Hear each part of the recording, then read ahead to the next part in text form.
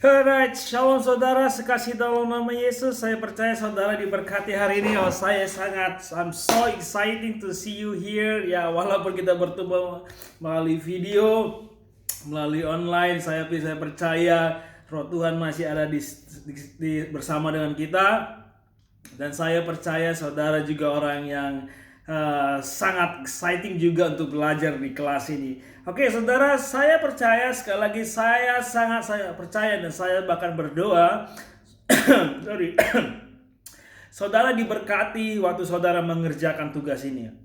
Sorry. Saya percaya saudara diberkati. Nah, kenapa saudara? Karena ya kita percaya bahwa firman Tuhan itu adalah Allah itu sendiri. Nah, kalau kita melihat Yohanes 1 ayat 1, firman Tuhan adalah Allah itu sendiri. Dan ketika saudara membaca, merenungkan, belajar, saya percaya Roh Kudus ada di sana dan menjamah saudara dan berbicara sesuatu kepada saudara. Dan mungkin ya saudara mungkin ditegur sama seperti saya dulu waktu baru belajar ini. Oh, saya ditegur banyak dari ayat ini, dari pasal 1 sampai pasal 4. Nah, saudara sekasih dalam nama Yesus. Nah, saya tidak mau lama dalam video ini. Nah, saudara pasti sekali lagi diberkati. Nah, kita yang kita pelajari dari kehidupan Paulus, bagaimana leadership style-nya, bahwa dia yang pertama adalah dia jelas sangat mengasihi jemaat Filipi. Dan bukan hanya jemaat Filipi, jemaat lain juga di Korintus dan yang lain. Nah, tapi kita belajar dari sini bagaimana Paulus sangat mengasihi jemaat Filipi. Bahkan dalam keadaan dia di penjara, dalam keadaan dia tidak bisa melakukan apa-apa, yang namanya di penjara tidak bisa tidak bisa melakukan apa-apa, tapi Paulus saking kerinduannya supaya jemaat tetap hidup dalam firman Tuhan, dalam pengajaran yang benar, dan mereka hidup dalam firman Tuhan, maka Paulus menuliskan surat kepada jemaat Filipi. Nah, yang itulah yang sedang kita bahas sekarang, yaitu kitab Filipi. Kitab Filipi adalah surat Paulus, pengajaran Paulus dari penjara untuk jemaat Filipi. Nah, kalau kita melihat situasi sekarang, mungkin keadaan kita hampir sama dengan Paulus.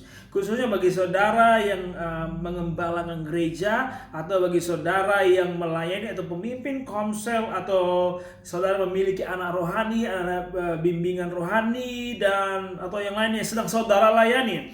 Nah, dalam kondisi ini saudara nggak bisa berjumpa dengan mereka karena kita sedang masuk dalam karantina, kita nggak bisa bergerak. Nah, saudara, apalagi saudara yang tinggal di daerah Jawa, daerah khususnya Jakarta, sangat ketat.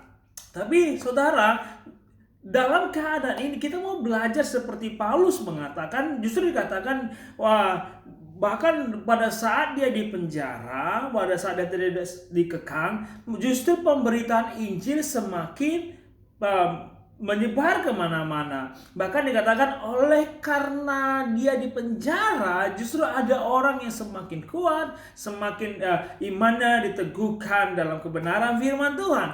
Nah, artinya dalam keadaan kondisi ini, kita mau belajar bagaimana kita mengubah situasi ini, justru sesuatu yang membuat penyebaran itu, perkabaran Injil semakin pesat, dan juga iman orang semakin bertumbuh. Dan ini yang menjadi doa kita, sama seperti Paulus.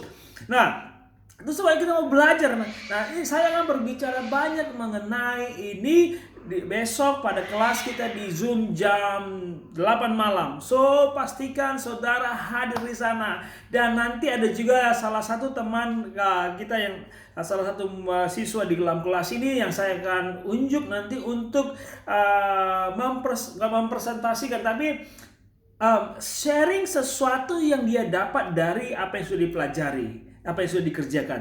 Nah, saya percaya saudara akan berkati. Nah, dan saya mau lanjut lagi. Nah, apa yang kita lihat juga dari Paulus ini, dia karena saking rindunya, penjara tidak membatasi dia mengirimkan surat. Nah, karena apa? Sekali lagi karena dia mengasihi. Tapi satu hal juga kita harus pelajari dari bagaimana Paulus menyikapi situasi ini, dia selalu mengucap syukur. Nah, saudara sekasih dalam nama Yesus, tetaplah mengucap syukur dalam segala hal, baik dalam situasi ini.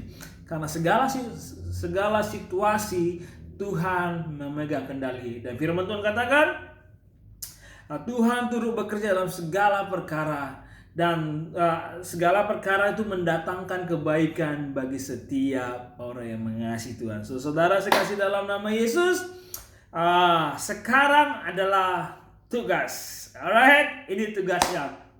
Yang pertama adalah, kalau kemarin saudara diberi tugas untuk menggarisbawahi, menandai setiap frasa, kata atau kalimat yang merujuk, yang menjelaskan atau fakta-fakta mengenai penulis. Nah, sekarang adalah kita mencari fakta atau frasa, kata-kata atau kalimat yang merujuk kepada penerima, yang menunjukkan fakta-fakta mengenai penerima, yaitu jemaat di Filipi, apa yang terjadi pada mereka. Nah, kemudian saudara yang saudara lakukan dalam waktu saudara menggarisbawahi yang mengenai penerima, kemudian saudara pindahkan sama seperti yang tulis pertama, pindahkan ke kolom penerima. Nah, pindahkan semua. Dan dari semua fakta-fakta itu, cari fakta-fakta. Nah, ini ya, setelah dikumpulkan di kolom itu, cari fakta-fakta atau hal atau apa yang terjadi kepada jemaat Filipi dan apa yang dilakukan jemaat Filipi sehingga mendorong Paulus untuk menulis surat ini. Oke, saya ulang sekali lagi. Tugasnya mencari data-data atau fakta-fakta referensi yang berupa kata, frasa atau kalimat yang merujuk kepada penerima. Dan kemudian setelah dapat, pindahkan ke kolom penerima. Dan waktu saudara menggarisbawahi atau mewarnai, warnai dengan warna khusus orange. Oke. Nah, setelah saudara lakukan, saudara masuk dalam tabel. Nah, dari tabel itu, cari fakta-fakta khusus tentang apa yang terjadi kepada jemaat Filipi dan apa yang dilakukan jemaat Filipi sehingga mendorong Paulus untuk menulis surat ini. Saudara, saya percaya dan berdoa saudara akan diberkati. Sampai jumpa besok jam 8 malam, karena saya percaya besok akan menjadi malam yang luar biasa. God bless you.